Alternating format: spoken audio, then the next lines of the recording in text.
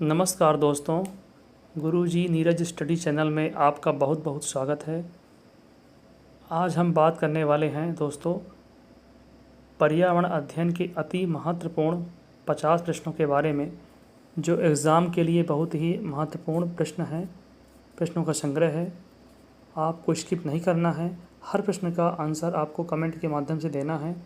तो चलिए दोस्तों, हम शुरू करते हैं। इसके पहले दोस्तों, चैनल को सब्सक्राइब और लाइक नहीं की है तो ज़रूर कर लीजिएगा। चलिए, आज का हमारा पहला प्रश्न है। प्रश्न नंबर 1, घरेलू मवेशी तथा भेड़ किस हरित गृह गैस के उत्पादन के लिए उत्तरदायी हैं? दोस्तों, इसका आंसर मीथेन होगा, क्योंकि जानते होंगे जो घरेलू जो ईंधन होते हैं, जो गोबर गैस जिससे ईंधन के उपयोग में जो आता है, वह है मीथेन गैस, इसके लिए उत्तरदायी होता है। तो चलिए दोस्तों, हमारा दूसरा प्रश्न है, पौधों को वायुमंडल का शुद्धिकारक कहा जाता है क्योंकि इसमें होती है। इसमें शुद्धिकारक के रूप में प्रकाश संश्लेषण को जाना गया है। जैसा कि आप जानते हैं कि पौधों को भोजन के लिए प्रकाश संश्लेषण के साथ साथ CO2 और जल की आवश्यकता होती है, जिससे उनका भोजन तैयार होता है।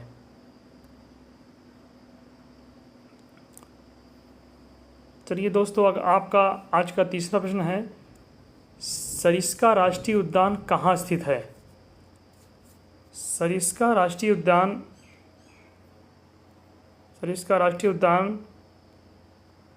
राजस्थान में स्थित है।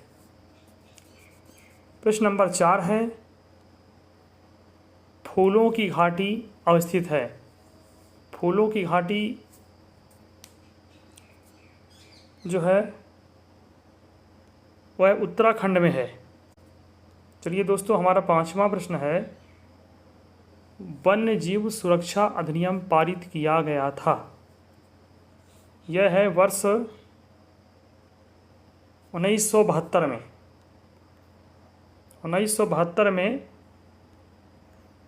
वन्य जीव अधिनियम पारित किया गया था। चलिए, हमारा छठवां प्रश्न है, भारतीय गैंडा कहाँ संरक्षित है? तो गैंडा के लिए आप जानते होंगे, भारत का एकमात्र राष्ट्रीय उद्यान काजीरंगा, सभी दोस्त जानते होंगे। काजीरंगा एकमात्र ऐसा राष्ट्रीय उद्यान है जहाँ सिर्फ गैंडों की पर्याप्त संख्या है। प्रश्न नंबर 7 है, रेड डाटा बुक किससे संबंधित है? रेड डाटा बुक विलुप्त के करीब जीवों से है। जानते हैं जो जीव विलुप्त होने की कगार में है, उसी से संबंधित है। प्रश्न नंबर 8वां है, शोला घास स्थल कहाँ पाए जाते हैं? यह है पश्चिमी घाट में पाया जाता है। प्रश्न 9वां है, wild life institute of India कहाँ स्थित है? Wild life institute of India कहाँ स्थित है? दोस्तों, यह देहरादून में है। देहरादून जानते होंगे, उत्तराखंड की राजधानी है देहरादून। हमारा 10वां प्रश्न है,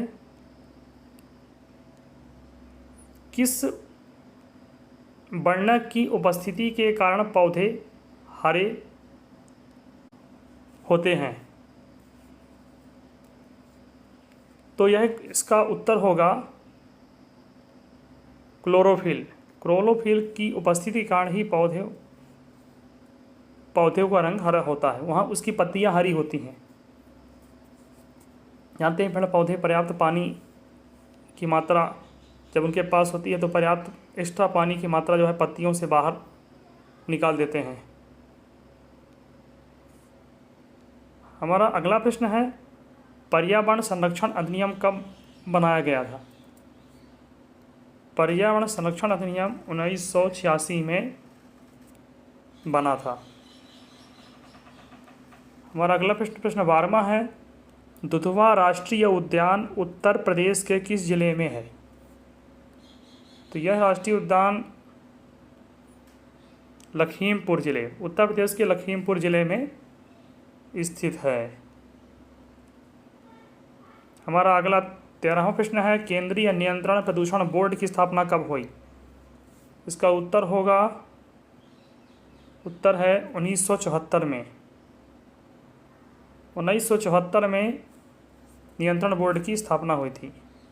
प्रश्न 14 है, पेरियार राष्ट्रीय उद्यान किस राज्य में स्थित है? पेरियार राष्ट्रीय उद्यान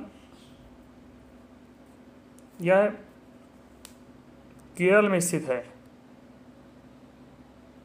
केरल जानते होंगे, पेरियार एक प्रसिद्ध राष्ट्रीय उद्यान है जो केरल में स्थित है। प्रश्न 15वां है, जलवायु परिवर्तन का कारण है। दोस्तों इसमें टाइपिंग में थोड़ा सा मिस्टेक हुआ है, कोई बात नहीं है, ये 2 बार का आ गया इसमें। जलवायु परिवर्तन का कारण होगा ग्रीन हाउस, इसमें पहला है ग्रीन हाउस गैसें, दूसरा है ओजोन परत का क्षरण, तीसरा है प्रदूषण। ये तीनों ही इसके लिए जिम्मेदार हैं जलवायु परिवर्तन के लिए। इन सब का विशेष प्रभाव रहता है जलवायु परिवर्तन में। चलिए प्रश्न नंबर 16वां है, प्रथम विश्व पर्यावरण दिवस कब मनाया जाता है? तो यह जो है 1973 में दोस्तों मनाया जाता है। अगला प्रश्न है, विश्व वानिकी दिवस कब मनाया जाता है? विश्व वानिकी दिवस दोस्तों, विश्व वानिकी दिवस 21 मार्च को मनाया जाता है। दोस्तों ये दिवसों को याद करना बहुत ही कठिन होता है, भूल जल्दी जाता है, लेकिन अगर हम बार बार इनका रिवीजन करें और ध्यान दें तो बिल्कुल यह स्थायी रूप से याद होगा। चलिए हमारा 18 नंबर का प्रश्न है, अखबार में कौन सा विषैला तत्व होता है? इसका उत्तर है लेड। लेड जो है अखबार में पाया जाता है। प्रश्न नंबर 19 है, भारत में क्षेत्रफल की दृष्टि से सर्वाधिक वन किस राज्य में है? यही तर साथियों को इसका उत्तर पता होगा, यह बहुत ही एग्ज़ाम के पर्पज़ से इम्पॉर्टेंट है, कई बार परीक्षाओं में आ चुका है, आगे भी आने की संभावना है इसकी। इसका उत्तर मध्य प्रदेश है। मध्य प्रदेश हमारा टाइगर स्टेट है, कई दशकों से टाइगर स्टेट दर्जा प्राप्त है, बीच में कर्नाटक को मिल गया था, लेकिन फिर भी अभी भी जो है मध्य प्रदेश ही टाइगर स्टेट है। चलिए आगे बढ़ते हैं। हमारा अगला प्रश्न है, रक्त कैंसर किस औद्योगिक रसायन में होता है? रक्त कैंसर किस औद्योगिक रसायन में होता है? इसका उत्तर है बेंजीन औद्योगिक रसायन। चलिए हमारा अगला प्रश्न है, वातावरण में सर्वाधिक प्रदूषण कौन सी गैस है? यानी सबसे अधिक प्रदूषित वातावरण के लिए कौन सी है? साथियों इसको मीथेन को माना गया है। घरेलू ईंधन में जो है मीथेन गैस ही पाया जाता है। प्रश्न नंबर 22 है, घर में हानिकारक विकिरण का सबसे बड़ा स्रोत क्या है? अब ये भी समझने की बात दोस्तों, हमारे घर में भी विकिरण कई ऐसे हमारे इलेक्ट्रिकल चीज़ें होती हैं जिससे विकिरण होता है। आपके पास हमारे सबके लिए इस्तेमाल होने मोबाइल फ़ोन हो गया, आपका रेफ्रिजरेटर हो गया, लेकिन इसका उत्तर रंगीन टीवी होगा।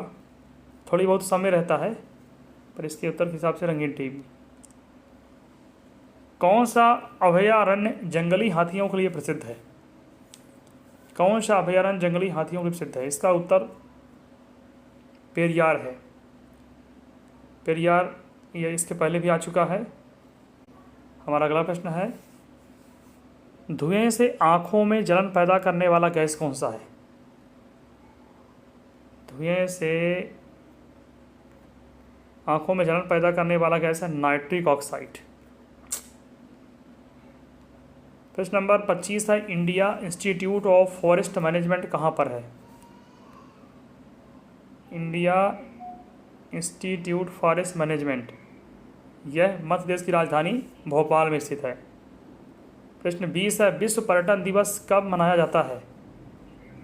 इसका उत्तर आपकी स्क्रीन पर है, 27 सितंबर को। 27 सितंबर को मनाया जाता है। विश्व टाइगर दिवस कब मनाया जाता है? विश्व टाइगर दिवस साथियों 29 जुलाई को मनाते हैं। अगला प्रश्न है, जल प्रदूषण निवारण और नियंत्रण अधिनियम कब बना? यह 1974 में बना। भारत में सबसे कम वन किस राज्य में है? दोस्तों जानते हैं, जहाँ शहरीकरण ज़्यादा होगा वहाँ वनों का घनत्व कम दिखाई देगा। इसमें आपका हरियाणा राज्य जो है सबसे कम वन जो है के मामले में है, सबसे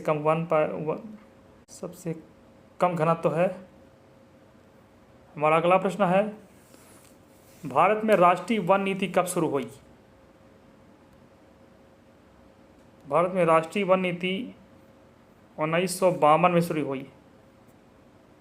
हमारा अगला प्रश्न है, विश्व वन्य जीव कोष द्वारा प्रतीक के रूप में किस पशु को लिया गया? इसमें पांडा को लिया गया। पांडा को प्रतीक के रूप में लिया गया था। हमारा अगला प्रश्न है, शीतकाल में कहाँ साइबेरियन सारस दिखाई देती है? इसका उत्तर है आपकी स्क्रीन में, घाना पक्षी विहार। घाना पक्षी विहार में साइबेरियन सारस दिखाई पड़ता है। पारिस्थितिकी विज्ञान केंद्र कहाँ स्थित है? पारिस्थितिकी विज्ञान केंद्र बेंगलुरु में स्थित है। अगला प्रश्न है, भारतीय वन संरक्षण विभाग की स्थापना कब हुई?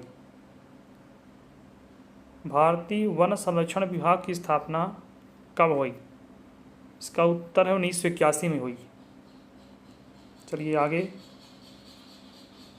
अगला प्रश्न है, भूमिगत जल को दूषित करने वाले अजैविक प्रदूषण हैं।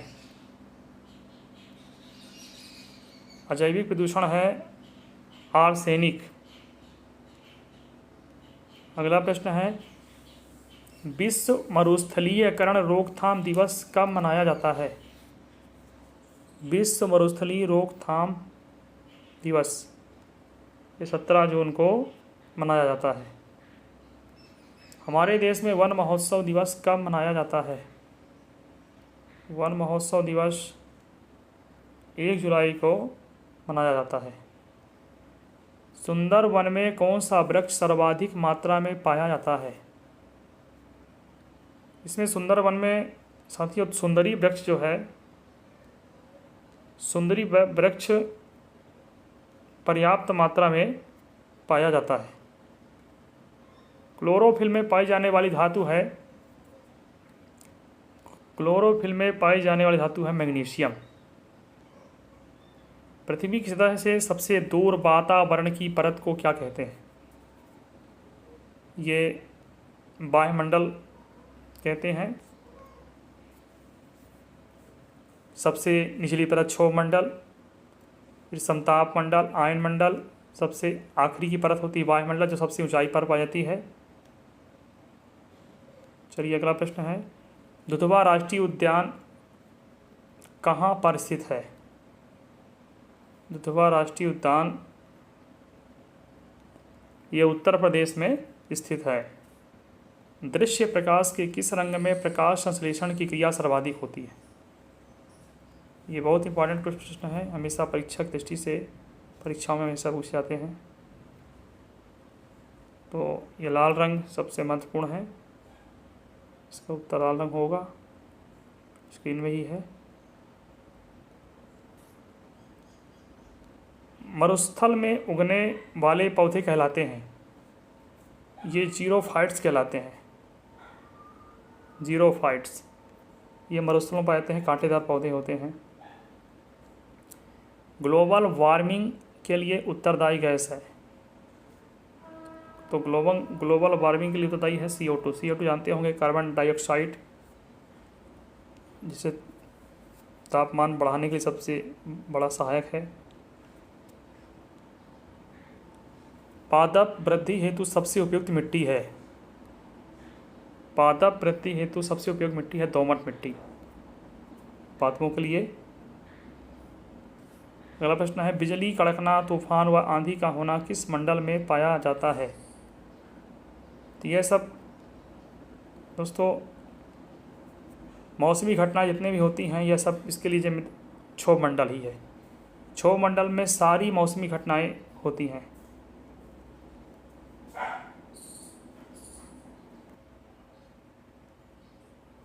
अगला प्रश्न है, विश्व में सर्वाधिक लवणता पाई जाती है?